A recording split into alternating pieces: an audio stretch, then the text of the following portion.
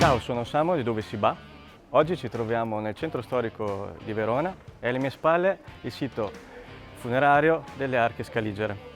Al suo interno troviamo le tombe della famiglia Scaligera, tra cui Mastino e Bartolomeo, seppelliti qua tra il 1200 e il 1300. La cosa particolare di questo sito è la sua cancellata. Infatti è risalente al 1300 e la cosa particolare è fatta a maglie semovibili. Al suo interno troviamo il simbolo degli Scaligeri, la scala a 4 pioli. La cosa fondamentale di questo sito è appunto la tomba di Can Grande della Scala, colui che ha reso famigerata e famosa la sua famiglia nel mondo e nella storia.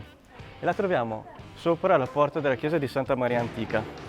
La leggenda dice che appunto, visto che Can Grande era molto amico di Dante Alighieri, al suo interno si trovasse una copia della Divina Commedia originale autografata da Dante. Ma in realtà non si trovava nulla, ma si è scoperto la reale motivazione della morte di Can Grande, cioè è stato avvelenato.